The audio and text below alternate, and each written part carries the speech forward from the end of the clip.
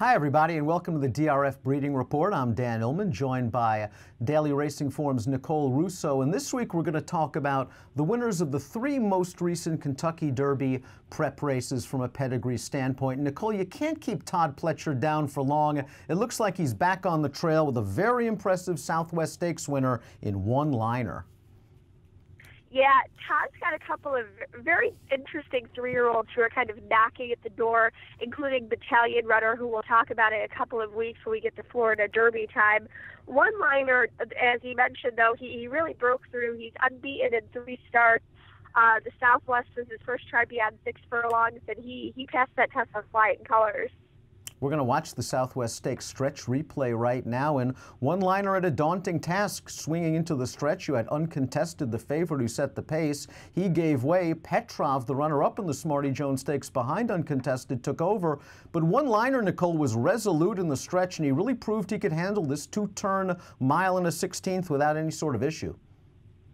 Yeah, and I like that you used the word resolute. He really showed some toughness, which I'm starting to see as one of the hallmarks of his young sire, Spendthrift into Mischief. If you think about runners like Golden Sense, Vijack, Into Mischief really throws a lot of these horses who are really, really tough when headed. So I think, some of that might be coming through in one liner as well. Another toughie by Into Mischief is part of the same crop as one liner. That's Practical Joke, who fought very, very hard with Syndergaard to get his nose down to win the Champagne Stakes last year before finishing 3rd in the Breeders' Cup Juvenile. But you brought up some of Into Mischief's top progeny, Golden Sense, Vijack, horses that are basically known as milers or middle distance types. Is there concern that one liner will be up against it as these distances stretch out? I think there is some concern, particularly as you look at his female family as well. He's the first starter out of his dam whose only win came at 6 furlongs. He's from the immediate family of Albertus Maximus, another Breeders' Cup Dirt Mile winner, although he also did win the Dat Handicap. He's from the immediate family of Champagne winner Daredevil. It's a really classy family, but I do look at it as more of a miler family. That being said, I think Into Mischief is still a young, up-and-coming sire. You mentioned Practical Joke. He's got another stakes winner out there in Cool Arrow, who's pointing to the Risen Star this coming weekend, and now one liner. He was last year's leading juvenile sire, and he's really knocking at the door, sort of. So I think it's too early for the jury to really be out on him. But one liner on both sides of his page, I think there might be a little bit of cause for concern. Into Mischief, of course, stands for $75,000 this year at Spendthrift Farm. One liner sold for a $150,000 price as a short yearling, Keeneland, January 2015. Let's move on to perhaps the most intriguing horse to come out of this weekend's prep action, and that is Epicharis, who is an undefeated 4-for-4 right now, and he's got his ticket stamped to the Kentucky Derby. If the connections decide to go that way, he amassed the most points in the 2-race Japan Road to the Kentucky Derby series. He's a fascinating horse. He really is, and it really is fascinating when you see some of these Japanese-based, Japanese-trained horses, looking at major American events, because you see a lot of familiar names in their pedigrees. Japan, as they've built their bloodstock market, they've really relied a lot on American stallions that they purchased and brought over there. And of course, the most well-known of those is Sunday Silence, the 1989 Derby and Preakness winner and Horse of the Year, who went on to become just a breed-shaping sire in Japan. He's their Northern Dancer. He's their, the most influential stallion ever to stand in that nation. And you see his name in so many top racehorses in Japan. And you see him on this page as he sired Gold Allure, the sire of Epicharis. Gold Allure, one of the very good sons and stud of Sunday Silence in Japan.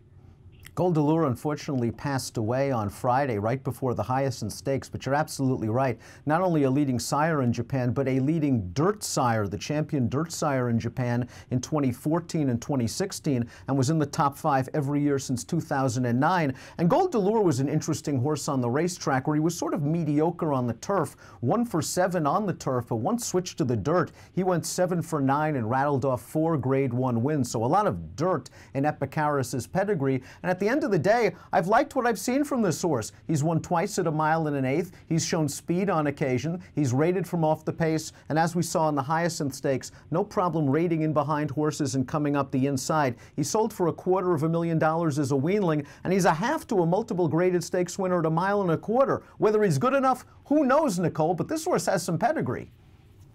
Yeah, and the other very interesting thing about that female side, as you pointed out, he's a half to that very good Russo de Russo, who also went on to become a successful steeplechasers. And there's a lot of, actually stakes-winning steeplechasers on the female side of his page. And you don't necessarily see that and think Kentucky Derby winner, but I see that and I think stamina. Those are tough athletes.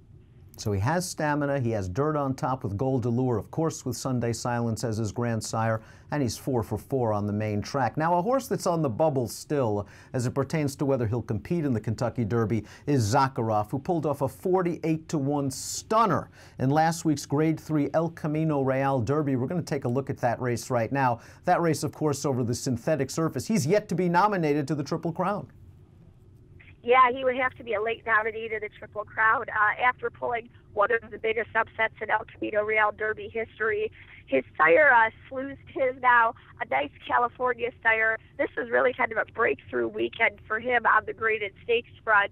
A nice son of Tisnow standing in California, kind of a useful regional sire to this point.